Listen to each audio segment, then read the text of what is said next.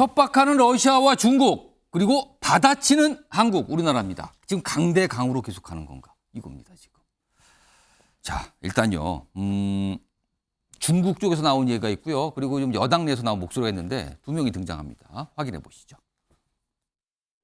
解决台湾问题是中国人自己的事，不容他人智慧。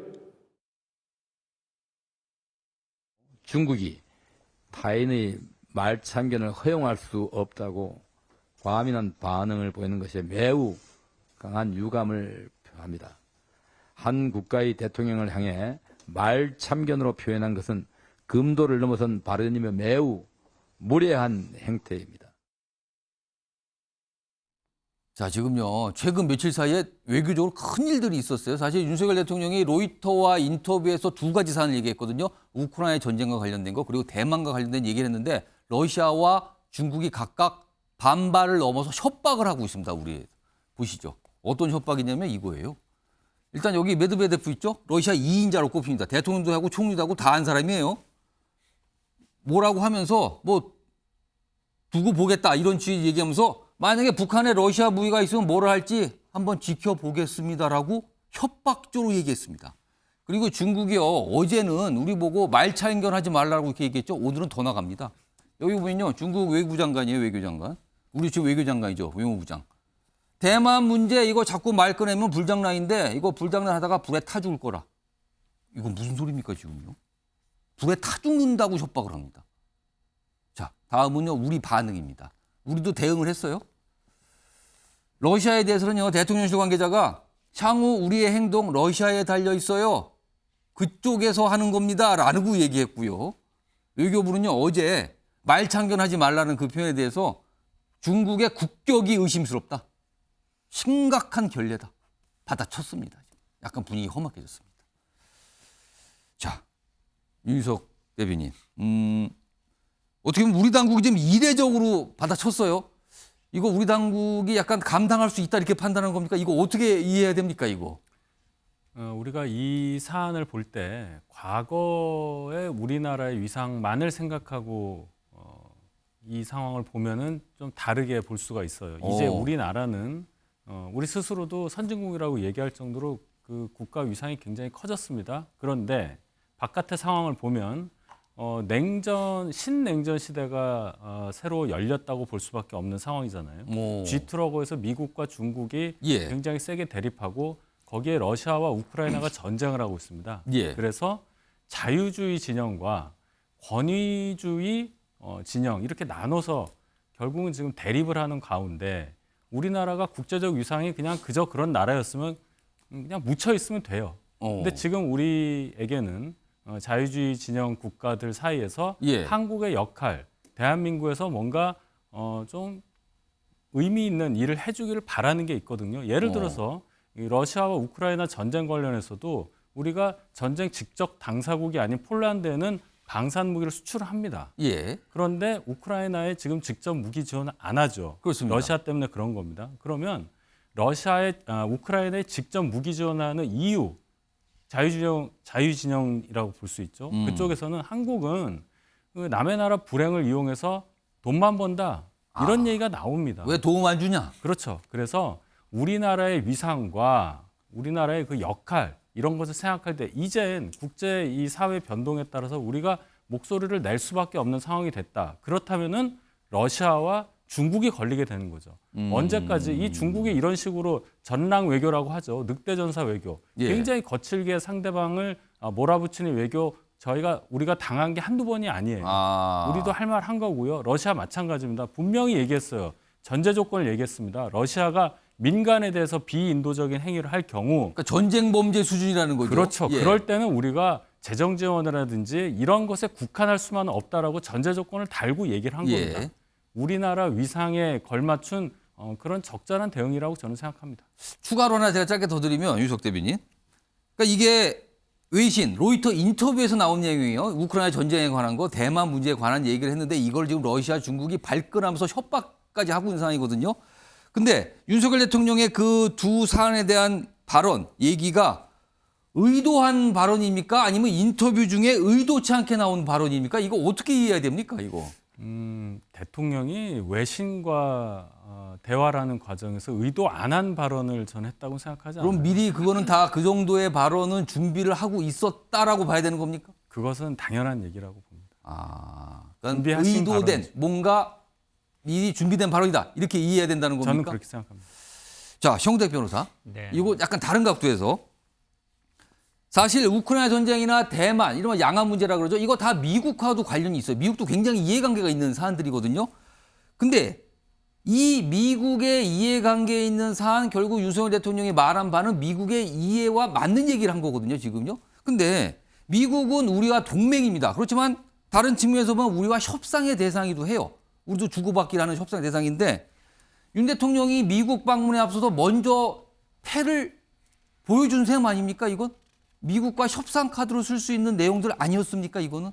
어떻게 당연하죠. 보십니까? 한마디로 얘기하면 외교에 있어서는 문외한이고 초짜라는 게 딱 드러나는 겁니다. 지금 뭐 국민의힘이나 대통령실에서는 우리나라가 뭐 러시아, 중국이랑 대등하고 뭐 다 미국하고 일본하고 다 맞설 수 있는 나라야. 이렇게 지금 생각하시는 것 같아요. 우리나라 국격이 갑자기 국력이나 군사력이 막 그렇게 높아졌는지 모르겠는데 예. 사실은 뭐 한반도 위치가 알지 않습니까? 러시아, 옛날 구소련이겠죠. 중국, 일본, 미국 이 세력이 딱 맞붙는 지점이 있습니다. 그러다 예. 보니까 분단이 된 것이고 대륙 세력과 해양 세력이 딱 맞붙는 지점이고요.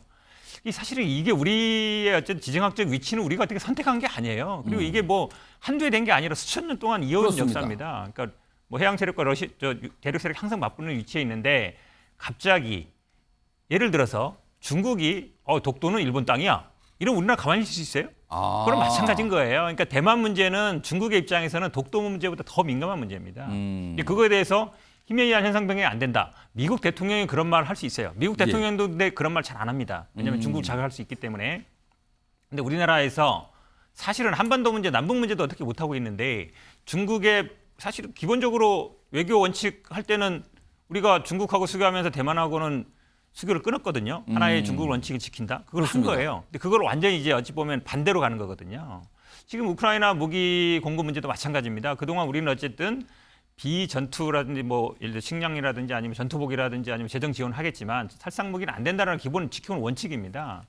근데 그걸 갑자기 바꾼다. 그러면 러시아가 예를 들어서 지금 러시아 측의 반응처럼 우리 북한에다가 신무기 제공하고 핵기술 제공할 거야. 그럼 우리가 가만히 있을 수 없잖아요. 예. 그런 거 비슷한 거거든요. 근데 외교 문제를 지금 뭐 사회자님 말씀하신 것처럼 사실은 지난번에 일본에 가기 전에도 일본 언론하고 이미 기자회견에서 다 밝혀버리고 예. 이번에 미국 갈 때도 다 인터뷰 회담하기 전에 인터뷰 다 밝혀버린 거예요. 그러니까 오히려 협상의 카드뿐만 아니라 할 게 없는 거예요. 저는 아마 윤석열 대통령이 외교라든지 이런 경험이 없기 때문에 물밑에서 협상하고 이런 내용들을 아마 보고를 받았을 것이지 않습니까? 예. 그러면 우리가 뭐 녹취록 나왔을 때도 도청 나왔을 때도 그렇게 협상했을 것 같다라는 게 대체적인데 지금 보면은 그 녹취 부분이 딱 이제 사실인 게 밝혀지는 거잖아요. 예. 외교관들은 이게 기존 현상 변경하는 게 때문에 안 된다는 거였는데 본인은 어쨌든 의지를 갖고 있던 거니까 그러면 제가 보기에 뭐 정상회담 갈 필요 있어요? 이미 다 결론 난 건데 지난번에 일본도 마찬가지예요. 이미 뭐 결론 나 있는데 뭐하러 가요? 그냥 사진 찍어갖고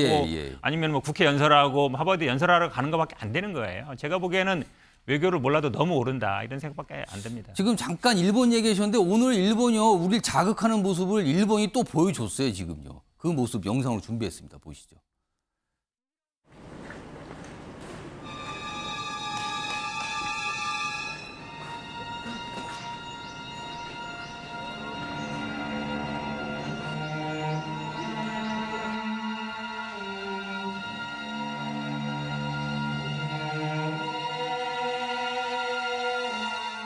総理が真っ先きを奉納されたとの報道は承知していますが、私人の立場でのこととして理解しており、政府として見解を申し上げる事柄ではないと認識しています。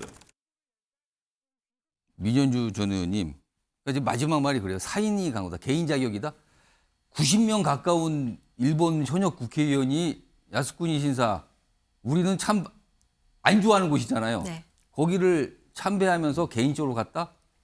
이거 우리가 지금 뒤통수를 맞은 겁니까? 아닙니까? 그러니까 뒤통수 맞고 그 문제가 아니라요. 일본 정치인들은 항상 저런 식으로 해왔었어요. 일본하고 관계가 좋았을 때도, 예. 그러니까 좋았다기보다 원만했을 때도, 일본하고 관계가 굉장히 안 좋았을 예. 때도 저들은 항상 저거를 무기로 삼아서 근데 오늘은 숫자가 네. 좀 많아요. 그렇죠. 숫자가 적고 뭐 이제 많음의 차이인데요. 예. 오늘 같은 경우에는 정말 일본이 우리에게 정말 무슨 싸우자고 하는 건가 이런 이제 국민들이 분노가 할 정도로 많은 숫자가 같죠. 예. 근데 이거를 일본에 대해서 비판을 하고 일본이 약속을 제대로 안 지키는 문제 그리고 무슨 일만 있으면 본인들이 조금 더 기가 좀 사는 일만 있으면 이렇게 공격을 해오고 역사를 뒤집으려고 하고 독도 예. 문제 나오고 이런 것들에 대해서 일본을 비판하고 공격을 하는 것이 아니라 국내에서 특히 야당에서 대통령을 공격하는 게 저는 그게 더 납득이 좀 안 됩니다. 아. 그러니까 항상 모든 탓을 야당은 대통령이 그런 기밀을 줬다. 대통령이 잘못했다. 대통령이 이랬기 예, 때문에 예. 일본이 뒤통수 치는 거다. 이렇게 얘기를 하는데 그러면 과거에 문재인 대통령과 일본과의 사이가 안 좋았을 때 일본이 그러면 교과서 문제 안 꺼냈었고 독도 문제 안 꺼냈었느냐. 저는 그걸 한번 다시 되묻고 싶어요. 그래서 대통령의 외교 정책이나 외교 발언에 대해서 비판은 할 수 있죠. 의견이 다르고 정책이 지향하는 바가 다르다면 얼마든지 비판할 수 있습니다. 그렇지만 우리가 같이 경쟁 관계에 있는 주변의 열강들과의 관계에서 그 열강이 우리나라를 향해서 예. 특히 대통령을 포함한 우리나라를 향해서 막말에 가까운 그런 도전을 할 때는 사실은 그 국가들에 대해서 비판을 하는 것이 우선이 아닌가. 그거는 윤석열 정부를 돕다는 뜻이 아니라 대한민국을 위해서 국민들의 자존심을 위해서 예, 예. 민주당이 대만에 하면 뭐 불화살을 쏘겠다라든지 뭐 북한에 무기를 공격하겠다. 그거에 대해서는 민주당이 그 국가들에 대해서 먼저 비판적인 입장을 먼저 냈어야 되는 거 아닌가 저는 그렇게 생각합니다. 지금 뭐 송구대 변호사, 장윤성 기자 지금 다 발언기 요청하셨는데 아무도 민주당 얘기를 꺼내니까 아마 송구대 변호사 말씀하신 것 같아요. 제가 한 1분만 드릴게요. 뭐 반론하시고 있으면 하세요. 당연히 뭐 러시아나 중국의 입장이 적절치 않다고 보는데 그러니까 사실 일본 정치인이 항상 저런 걸 알아요. 그러니까 그냥 가서 뭐 소주맥 한 잔 말아먹고 다 주고 오지 않는 겁니다. 그 과정이 있는 거예요. 원인 제공을 했지 않습니까? 우리 예, 다 주겠다. 아이 반컵 주면 반컵 채우지 않겠냐. 했는데 뒤통수 맞고 있다는 얘기예요. 그럼 예를 들어서 이렇게 나갔으면 일본이 만약에 우리가 반컵을 줬으니까 저쪽에서 예. 호응하겠지. 그렇게 얘기를 했잖아요. 지금 호응 안 하고 있잖아요. 러시아나 일본에 대해서 러시아나 중국에도 마찬가지예요. 그거 지켜야 될 선을 지키는 거거든요. 예. 그렇게 안 했기 때문에 원인 제공을 하고 당연히 러시아 중국도 그러면 안 되죠. 하지만 제가 보기에 윤석열 대통령의 이 외교적인 실수, 경험이 부족한 거 이런 것 때문에 지금 벌어진 일 아닙니까? 그 부분에 대해서 지적을 하는 것이죠, 당연히. 자, 장윤성 기자는 지금 러시아 관련된 목소리가 좀 준비된 게 있어요. 이것까지 마저 듣고 이 내용 다 포함한 내용 말씀하시면 될 것 같아요. 자, 러시아와 관련된 내용 2명이 등장하는데요. 들어보시죠. 한국이 더 강대국이란 말이에요. 그러니까 러시아가 한국을 경제적으로 제재한다는 게 저는 약간 좀 이상하게 들리거든요. 약소국이 강대국을 제재하는 것처럼 들리기 때문에 한국이 어떤 책임 있는 국제사회의 강대국으로 거듭나기 위해서는 이런 부분들은 저희가 뭐 충분히 넘어설 수 있는 그러한 장애물이 아닌가 싶습니다. 외교는 소리 없는 전쟁입니다. 한미 정상회담에서 우크라이나 무기 지원에 대한 어떤 방식의 합의도 해서는 안 됩니다. 더 이상의 퍼주기 국익 훼손 외교를 하지 마십시오. 국격 저하, 국익 훼손, 국민 불안을 이야기하는 대통령발 외교 참사를 우리 국민은 더 이상 용납하지 않을 것입니다. 네, 장윤성 기자. 제가 이제 외교안보 전문가들을 취재를 하면 가장 지금 단계에서 제일 심각한 문제로 지적하는 게 대통령의 정책의 신중함입니다. 그러니까 우리가 외교를 할 때 제일 중요한 것은 국익에 어떤 게 위협적 요인이고 또 우리에게 어떤 게 이익인지 일단 예. 손익계산을 산을 하고 그리고 그 손익계산에 따라서 국민적 합의를 이끌어낸 다음에 그 다음에 정책을 실현해야 되는데 이 프로토콜이 완전히 무너지고 있다. 누가 윤석열 정부에서 이런 얘기를 하고 있는 건데요. 지금 무기 지원이나 그리고 또 이 양안 갈등에 대한 그 로이터 통신의 언급에서는 예. 이게 단순히 대통령의 정치력이 부족하거나 경험이 없거나 예. 뭐 실수다라고 보기에는 상당한 의도를 가지고 있는 발언입니다. 왜냐하면 이 발언의 맥락을 보자 하면 사실 지난해 그러니까 러시아 우크라이나 전쟁이 터졌을 때부터 해서 지금까지 어쨌든 우리가 포탄의 재고량이 많아서 미국도 그렇고 폴란드 총리도 그렇고 젤렌스키 대통령 스스로도 우리에게 직접적으로 그렇습니다. 무기 지원을 달라고 요구했습니다. 계속 그랬죠. 예, 그러나 우리는 어찌됐든 기본 원칙은 살상 무기는 지원하지 않는다라는 기본 원칙을 가지고 있고, 물론 법률적으로 그게 정해져 있지는 않습니다. 파병을 할 때는 국회 동의를 받아야 되지만 무기 지원에 대해서는 그런 내용이 없어서 이번에 입법을 다시 추가 조치를 한다라는 내용이 있는 건데요.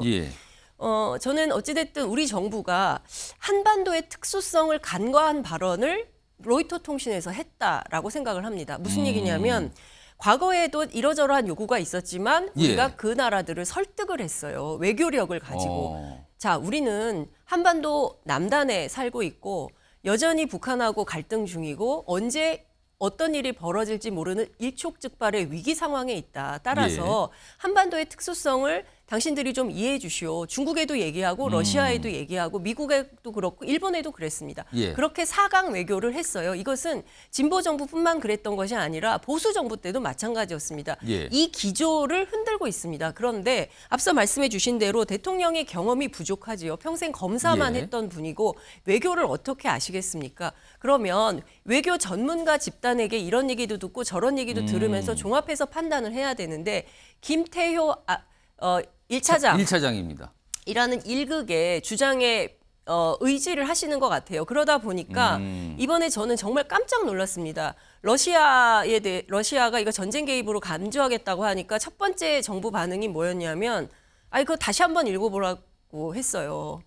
그 맥락을 보고 다시 얘기를 해라. 외교에서 이럴 수는 없습니다. 우리 정부의 대응도 대단히 거칠고 사납습니다. 그러니까 무슨 불장난 얘기, 저는 북한인 줄 알았어요. 중국에서 저 정도 나오면 이것은 간단하게 보아 넘길 수 있는 일이 아닌 상황이 되는 겁니다. 우리가 지금 싱하이밍 대사 초치했는데 그 부분에 대해서도 한국과 서울과 베이징에서 만나서 얘기하자고 얘기를 하고 있습니다. 저는 중국이 간단한 나라가 아니에요. 우리가 이미 요소수 사태에서 그리고 사드 배치 때 여러 가지로 경험을 해서 알고 있지 않습니까? 그렇기 때문에 정부의 이런 갈등을 유발하는 방식의 외교가 불러올 어떤 참사는 결과적으로는 한반도의 군비 경쟁을 증폭시키고 위기를 고조시키는 한반도에 상당히 큰 위협을 불러오는 결과를 낳을 수 있기 때문에 매우 위험하다. 이런 말씀을 드릴 윤석 수밖에 없습니다. 대변인이 반론기회 달라고 몇 번 드셨어요. 제가 드릴게요. 시간 드릴게요. 말씀하시죠. 아니, 한 가지만 얘기하시냐고요. 제가 전제를 했잖아요. 국제 상황이 지금 그렇게 돌아가고 우리가 어떠한 명확한 입장을 밝힐 수밖에 없는 상황입니다. 지금 자꾸 그걸 몰라서 하는 얘기가 아니에요. 그리고 자꾸 윤 대통령 평생 검사만 했다고 경험이 없다고 그러시는데 역대 대통령 중에 그런 외교관 출신이 있습니까? 그렇게 말씀하시면 안 되죠. 한 사람 김태효 안보실 차장 딱 거명하면서 또 정치적으로 공격하시는데 이 내밀한 외교 상황을 전부 다 국민들께 설명할 수 없는 상황이 저는 있다고 생각을 하고요. 반복해서 말씀드립니다. 국제 상황상 우리나라가 계속 그 뒤에 숨어서 이렇게 모호하게 갈 수 없는 상황이 이제 되는 거예요. 2025년에 중국이 대만을 침공할 수 있다는 상황을 전제로 해서 워게임까지 하고 있는 상황이에요. 우리가 이 현실을 직시해야 한다고 생각합니다. 알겠습니다. 자, 우리 주변에 워낙 덩치 큰 나라들과 외교를 우리가 벌이고 있거든요. 그래서 우리는 그동안 전략적 모호성 이런 걸 많이 강조했는데 지금 여러 가지 모습은 더 이상 그거 필요 없는 거 아니냐? 이젠 선택을 해야 되는 거 아니냐? 이런 게 좀 충돌하고 있는 상황 같습니다.